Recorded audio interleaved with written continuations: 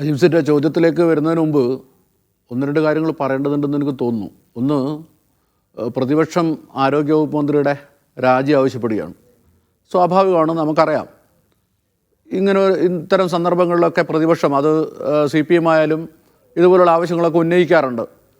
ഈ ധാർമ്മികതയുടെ പേരിൽ രാജിവെക്കുന്ന കാര്യമൊക്കെ രാഷ്ട്രീയക്കാർ ഏതോ കാലത്ത് വിട്ടതാണെന്ന് നമുക്കറിയാം. അതുകൊണ്ട് പ്രതിപക്ഷം ആവശ്യപ്പെട്ടു എന്നുള്ളത് കൊണ്ട് കേരളത്തിൻ്റെ ആരോഗ്യവകുപ്പ് മന്ത്രി രാജിവെക്കുന്നൊന്നും ഞാൻ കരുതുന്നില്ല. പക്ഷെ ഒറ്റ കാര്യം ഡോക്ടർ സമ്പത്തൊക്കെ ആലോചിച്ച് നോക്കേണ്ടത്, ഒരു UDF ഗവൺമെൻറ് കാലത്താണ് കേരളത്തിൽ ഈ സംഭവങ്ങൾ ഉണ്ടാകുന്നത്, ഈ ഡോക്ടറുടെ വെളിപ്പെടുത്തലും അതുപോലെ തന്നെ ഈ ഇടിഞ്ഞു വീഴലും ഒക്കെ ഉണ്ടാകുന്നത് എങ്കിൽ കേരളത്തിലെ CPM എന്ന് പറയുന്ന രാഷ്ട്രീയ പാർട്ടി അല്ലെങ്കിൽ ഇടതുപക്ഷ ജനാധിപത്യ മുന്നണി എങ്ങനെയാണ് ഈ പ്രശ്നത്തോട് പ്രതികരിക്കുക? അതൊന്ന് ആർത്തു നോക്കിയാൽ അതിനൊരു ഉത്തരം നമുക്ക് സ്വയം കണ്ടെത്താൻ പറ്റിയാൽ തീർച്ചയായും നമുക്ക് ഇന്ന് നടന്നുകൊണ്ടിരിക്കുന്ന കാര്യങ്ങൾ അത്ര വലിയ പ്രശ്നങ്ങളൊന്നും കാണേണ്ട കാര്യമില്ല. ഇനി അജിംസിൻ്റെ ചോദ്യത്തിലേക്ക് വന്നാൽ, നമ്മുടെ ആരോഗ്യ മേഖലയിൽ എന്താണ് സംഭവിക്കുന്നത് എന്നുള്ളത് വളരെ പ്രധാനപ്പെട്ട ഒരു ചോദ്യമാണ്. പലപ്പോഴും നമുക്ക് പറ്റുന്നൊരു പ്രശ്നം എന്താണെന്ന് ചോദിച്ചിട്ടുണ്ടെങ്കിൽ, ഈ PR വർക്കിന് വേണ്ടി മാത്രമായി കാര്യങ്ങൾ കാണുന്ന നിലയിലേക്ക് കാര്യങ്ങൾ വരുന്നതാണ് പ്രശ്നം. അതല്ലാതെ ഇതിനകത്ത് വേറെ പ്രശ്നമൊന്നുമില്ല. കേരളത്തിൻ്റെ ആരോഗ്യരംഗം പിന്നോട്ട് പോവുകയാണ് എന്ന് ആരെങ്കിലും ആക്ഷേപം ഉന്നയിക്കുമെന്ന് എനിക്ക് തോന്നുന്നില്ല. കേരളത്തിൻ്റെ ആരോഗ്യരംഗത്തിന് ലോകത്തിലെ മറ്റു പല മേഖലകളിൽ നിന്ന് വ്യത്യസ്തമായ ഒരുപാട് സ്വഭാവ വിശേഷങ്ങളുണ്ട്. അതിൻ്റേതായ കാരണങ്ങളുണ്ട്. ഇപ്പം നമ്മുടെ കേരളത്തിലൊരു ജനാധിപത്യ ഭരണകൂടമൊക്കെ ഉണ്ടായി വരുന്നതിൻ്റെ എത്രയോ മുമ്പ് രാജഭരണത്തിൻ്റെ കാലത്ത് തന്നെ കേരളത്തിൽ ഉയർന്ന ആരോഗ്യ സംവിധാനങ്ങൾ ഉണ്ടായിട്ടുണ്ട്. കേരളത്തിന് ഭൂമിശാസ്ത്രം അതിന് വളരെ പ്രധാനപ്പെട്ട പങ്ക് വഹിച്ചിട്ടുണ്ട്. ഇത്രയേറെ നീണ്ട ഒരു കടലോരവും അതുപോലെ തന്നെ കേരളത്തിൻ്റെ പച്ചപ്പും അതുപോലെ തന്നെ ഔഷധ ഇതൊക്കെ ആയിട്ട് അങ്ങനെയൊക്കെയുള്ള ഒരുപാട് കാര്യങ്ങൾ കേരളത്തെക്കുറിച്ച്, കേരളത്തിലെ ഔഷധ സസ്യങ്ങളെക്കുറിച്ച് പഠിച്ച് റെക്കോർഡ് ചെയ്യുന്നതിനൊക്കെ വേണ്ടി വന്നിട്ടുള്ള വിദേശികളുടെയൊക്കെ കഥയൊക്കെ നമുക്കറിയാലോ. ഞാനതിൻ്റെ ഒന്നും സമയമില്ലാത്തതുകൊണ്ട് പോകുന്നില്ല. ചുരുക്കത്തിൽ ഒരു വളരെ പ്രധാനപ്പെട്ട സവിശേഷത കേരളത്തിൽ ആരോഗ്യരംഗത്ത് ഉണ്ടായിരുന്നു എന്ന് നമ്മൾ ആദ്യം അംഗീകരിക്കണം. ഇനി വന്നാൽ 1957 സഹ-VMSൻ്റെ ഗവൺമെൻറ് ഒരുപക്ഷെ കേരളത്തിലെ ആദ്യത്തെ ഗവൺമെൻറ്റാണ്. സ്വാഭാവികമായിട്ട് ആ ഗവൺമെൻറ് വലിയ ഉത്തരവാദിത്വം ഉണ്ടായിരുന്നു. അതുകൊണ്ട് ഒരു ജനകീയ ആരോഗ്യ മേഖല സൃഷ്ടിച്ചെടുക്കുന്നതിൽ ആ ഗവൺമെൻറ് വലിയ പങ്ക് വഹിച്ചിട്ടുണ്ട്. അതിനെ തുടർന്ന് ഇങ്ങോട്ട് കേരളത്തിൽ അധികാരത്തിൽ വന്നിട്ടുള്ള ഗവൺമെൻറ്റുകളൊക്കെ ഈ കാര്യത്തിൽ ഇടപെട്ടിട്ടുണ്ട്. പക്ഷേ CPM പലപ്പോഴും ശ്രമിക്കുക എന്താണെന്ന് ചോദിച്ചാൽ, ഇതൊക്കെ ഞങ്ങളുടെ മാത്രം ഒരു നേട്ടമാണ്, ഞങ്ങൾ നമ്പർ 1 ആണ്, ഇങ്ങനെ തള്ളി മറയ്ക്കുന്ന രൂപത്തിലുള്ള PR വർക്ക് നടത്തിയിട്ട് അതിൻ്റെ ഭാരമാണ്. ഇപ്പം നിങ്ങൾ ഇപ്പോൾ ഉണ്ടായിട്ടുള്ള സംഭവവികാസങ്ങൾ എടുക്കുക. ഇത്തരം ഉണ്ടായ തകർന്നു വീണു. ഇത്തരം ഡിബേറ്റിൽ സാധാരണയായി CPMൻ്റെ ഭാഗമായി അല്ലെങ്കിൽ LDFൻ്റെ ഭാഗമായി നിൽക്കുന്ന ആളുകൾ ചൂണ്ടിക്കാട്ടുന്ന ഒരു പ്രധാനപ്പെട്ട കാര്യം, കേരളത്തിൻ്റെ പൊതുജനാരോഗ്യ മേഖല മെച്ചപ്പെടാനുള്ളൊരു കാരണം തുടക്കം മുതൽ തന്നെ നമ്മൾ സ്വീകരിച്ചൊരു മോഡലുണ്ട്. അതൊരു ക്യൂബൻ മോഡലാണ്. അതുകൊണ്ട് ഒരു വികേന്ദ്രീകൃത ജനകീയാരോഗ്യ സംവിധാനം കേരളത്തിൽ രൂപപ്പെടുത്തിയത് ഇവിടെ ഇടതുപക്ഷമാണ്, കമ്മ്യൂണിസ്റ്റ് പാർട്ടിയാണ്. അപ്പോൾ ആ ഫിലോസഫി ആയിരിക്കും അവർ ഓൺ ചെയ്യുന്നുണ്ടാവുക, ഞങ്ങളാണിത് ചെയ്തത് എന്ന അർത്ഥത്തിൽ. അങ്ങനെയല്ലെന്നാണ് നമ്മുടെ അനുഭവം. ഇനി വേറൊരു കാര്യം ഞാൻ പറയാം, അതിന് തുടർച്ചയായിട്ട് പറയാം. കേരളത്തിൽ ഇപ്പം എന്താ സംഭവിച്ചുകൊണ്ടിരിക്കുന്നത്? കേരളത്തിലെ ആരോഗ്യരംഗത്തെക്കുറിച്ച് കേരള ശാസ്ത്ര സാഹിത്യ പരിഷത്ത് നടത്തിയിട്ടുള്ളൊരു പഠനമുണ്ട്. ആ പഠനം നമ്മുടെ മുമ്പിലുണ്ട്.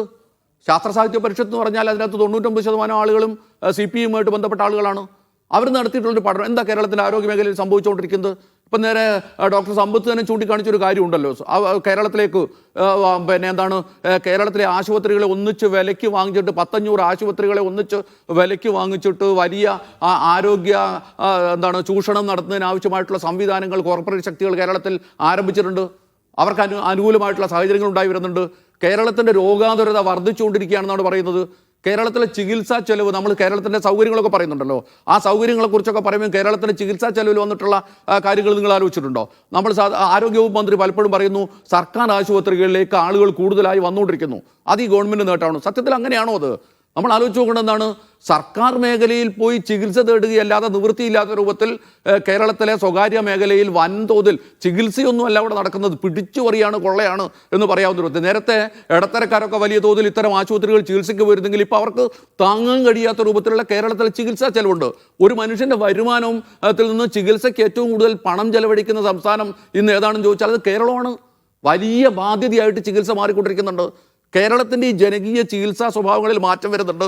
അതൊക്കെ നമ്മൾ ഈ കാലത്ത് ചർച്ച ചെയ്യേണ്ട ഏറ്റവും പ്രധാനപ്പെട്ട പ്രശ്നമാണ്. ഇത്രയും വലിയ ഒരു പൈതൃകവും അതിൻ്റെ ഭാഗമായി വലിയ വികസിച്ച ഒരു ചികിത്സാ സമ്പ്രദായമൊക്കെ ഉണ്ടായിരുന്ന നമ്മുടെ നാട്ടിൽ ആ സ്വഭാവങ്ങൾ മാറി വരുന്നുണ്ട്. അത് കേരളത്തിൻ്റെ മാത്രം പ്രശ്നം കൊണ്ട് മാറുന്നല്ല, ലോകത്തിലാകെ സാഹചര്യം കോർപ്പറേറ്റിസത്തിൻ്റെ വലിയ സ്വാധീനം കേരളത്തിൽ വന്നുകൊണ്ടിരിക്കുന്നുണ്ട്.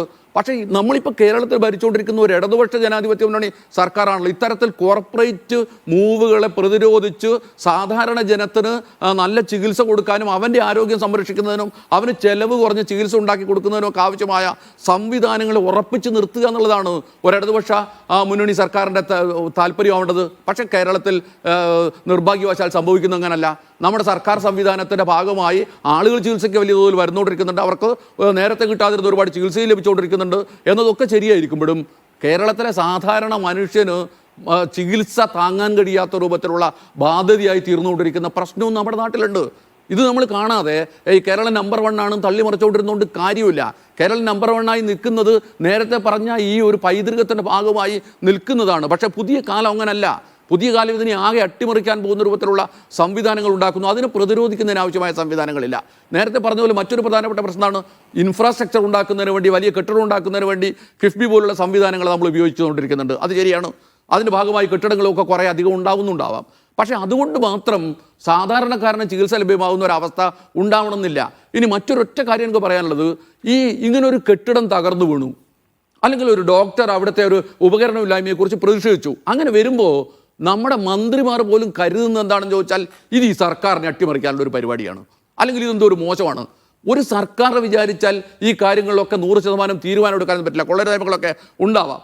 പക്ഷേ അതിൻ്റെ ഭാഗമായി ഇപ്പോൾ ആരോഗ്യവകുപ്പ് മന്ത്രി വീണ ജോർജ് വന്നിട്ട് എന്താണ് കെട്ടിടം തകരുമ്പോൾ അവർ പറയേണ്ടത് എന്താണ്? കെട്ടിടം തകർന്നിട്ടുണ്ട്, അതിൻ്റെ മറ്റു കാര്യങ്ങൾ നോക്കും, അടിയന്തരമായി നമുക്ക് രക്ഷാപ്രവർത്തനങ്ങൾ ആരംഭിക്കാം, കെട്ടിടത്തിനകത്ത് ആരെങ്കിലും പെട്ടിട്ടുണ്ടോ നോക്കണം, ബാക്കി കാര്യങ്ങൾ പിന്നീട് തീരുമാനിക്കാം എന്ന് പറയുകയാണ് വേണ്ടത്. അതിന് പകരം അവരോട് നിൽക്കുമ്പോൾ തന്നെ അവർ ധരിക്കുന്നത് എന്താണെന്ന് ചോദിച്ചാൽ പ്രതിപക്ഷവും ബാക്കിയുള്ള ആളുകളൊക്കെ ഇപ്പം ഞങ്ങളെ കുറ്റം പറയാൻ തുടങ്ങും. അത് സർക്കാരിനെതിരായി വേണ്ട. അതിനെ പ്രതിരോധിക്കാൻ കിഫ്ബി വഴി ഈ നിലയ്ക്കുള്ള ഒരു PR മൂഡിലാണ്. ആ PR മൂഡിലാണ് കേരളത്തിലെ ഒരു കാലത്തും കമ്മ്യൂണിസ്റ്റ് പാർട്ടി ഈ തരത്തിലുള്ള ഒരു നിലപാടിനെ പ്രോത്സാഹിപ്പിച്ചിട്ടില്ല. അത് ജനങ്ങൾക്കിടയിൽ പ്രവർത്തിച്ച് ജനങ്ങളെ ബോധ്യപ്പെടുത്തി പോവുകയാണ് ചെയ്യുന്നത്. അതിന് പകരം പിണറായി സർക്കാരിൻ്റെ ഏറ്റവും പ്രധാനപ്പെട്ട ഒരു അപകടം എന്ന് പറയുന്നത് അതിന് ജനകീയ സ്വഭാവം കളഞ്ഞിട്ട് PR വർക്കിലൂടെ ഇത്തരത്തിലുള്ള ഒരുപാട് ഗിമ്മിക്കുകളിലൂടെയും തള്ളിമറിച്ചിലൂടെയും ഒരു ഇമേജ് ബിൽഡ് ചെയ്ത് ഉണ്ടാക്കിയെടുക്കാൻ പറ്റുന്നതാണ്.